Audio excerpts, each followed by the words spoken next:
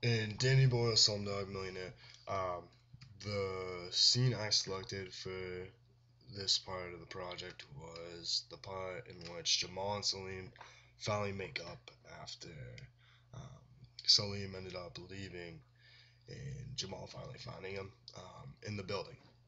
So I selected this part because of the way Danny Boyle used the surroundings to portray the times and how they have changed, other than narration, and the different angles that he did use, and pretty much just to show how the times were changing. Now, the first part in which Jamal is going up is that he's in a locked cage elevator. Almost to say is that if he was, I wouldn't say a prisoner, but not in the right exact location that he'd like to be, compared to others. You have the sun shining in, which I think they did a fantastic job with, um, just to show how there is light outside, and yet when he steps in that building, it's actually dark, and you see the shadows of the figures. Now, with that light, it's almost saying, yeah, this is the life that there could be, in the sense as where you are right now, where you think you're on top in the building, building representing the top, like height, or power, and yet that place is dark, and yet you can still see out of it. But right now, you think you're in power, but you're not, which goes into Salim. And the first part of Salim we see is that he's just wearing nice sunglasses, has a nice necklace. His clothing, it's loose, so he's comfortable. But at the same time, you can see he's almost a little nervous of what's gonna happen. Um, and we really see that when he there's a pause, and you see out of Jamal's viewpoint, Salim, and they start to walk over, and he's like, God bless, God's good. And then you see Jamal actually push him out of the building. Now, that doesn't happen. And what Boyle did right there was that, in case you didn't see the stress and the tensity of Jamal in comparison with Salim, you see him push him out, or they both go out off the building, almost to say, like, this is how Jamal's feeling right now. And it sets it up for when Jamal actually goes up to Salim and hits him in the face. Um, and then you see, probably for one of the first times in the film, um, the idea of Jamal being in power. You can tell by the angle in which that is shot, with Jamal being on top and looking at down on Salim, and Salim looking up at Jamal. And this is really the first time you see this, because throughout the film, it's really been Salim taking order. Um, but then when they zoom in on both of the characters and zoom back out, Jamal's all frustrated again, and it's almost like he's losing his cool.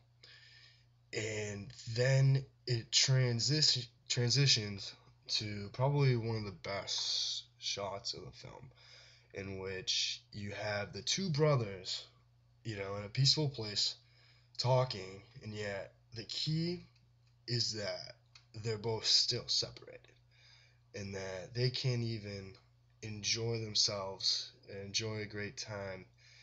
They're still gonna be on different viewpoints, and that is where you see Salim rather, um, kind of take power, and it's a transition. Now, the big part of this um, would be the city. You were looking at the city from the top, almost to say, as Salim thinks he is on top of the world in a sense. And you start to see that too when he says he's in the center of India, and how he runs it. And they have to look like to the side of each other, like they can't even have a straight conversation. And probably before we go there, the part with transitioning that Boyle does so well, just to prove the point that this is how far they've come, is that instead of the whole narration, he actually goes back and cuts film back to when they were little, seeing this head mob guy, and that was like the first time they've really seen power. Almost to say is that, yeah, Salim, you kind of have this now, and it makes Jamal kind of feel like, well, what do you mean by that? Um, why don't I have that as well? But at the same time, I know it's wrong. And Boyle does a great job with that, relating it back in order to introduce characters even further, which we see in the next two scenes when Jamal goes finds Latika. Um, and I think that it just helps the viewer in that sense and just shows how far they've come. But probably the best shot and the most important thing of this actual film, this scene, is you can see, like I was saying before, the sunglasses that Salim was wearing, and all throughout his sunglasses that he has on, you can see the entire city. Almost to say as if, yeah, this is what I see in my eyes, this is what I'm going for. And the best, they did a fantastic job filming it, is that in the corner of his eye, the corner, not the full straightforward where I'm looking, you see Jamal. And it's like, instead of seeing Jamal face forward, like, yeah, this is what I want, it's now, it's the city. And that's what I'm going to continue to strive for. And that is my success. Um, Another thing with the whole Salim having power, obviously, which is kind of ironic, is that he has a cell phone, and yeah, kind of common. But it's funny because Jamal was at one of the phone agencies. He wasn't even working phones. He didn't even really know what exactly to do. So it's just another ironic thing to show the difference in power. Um, and probably one of another great thing that Boyle did, which people aren't going to pick up on, um, is that, like I was saying before, there was the two differences. They were separated when they were talking. They both had their own, I guess, emotions at the time. And the first time in this scene, and the past couple scenes, in which um, they finally, Salim finally shows power, is when, other than when he was talking about himself, is when they actually come close to each other.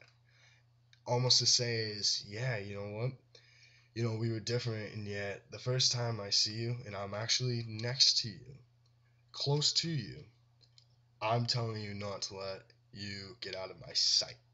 Almost to say is that, yeah, since we're connected right now, and that we're sharing a bond, I'm retaking my power, and that you don't know it. Like, and it's crazy because you have these two differences, and yet the first time they come close to each other, almost like as like a sense of love, and it's still Salim, just like he was when he was little.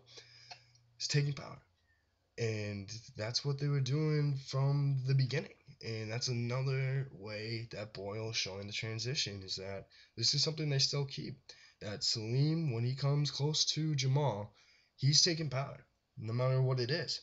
Um, and he's talking about his boss or whatever, and then you see, as they walk away, as Jamal walks away, Latika gets brought up again and brought up, and then you just see them now far apart instead of together, and almost to say, Salim, like, why are you still going after this? And you have that difference again, and you have Salim in the all white background, and then you have Jamal with the workers in the back. You can see the awful building that's not finished.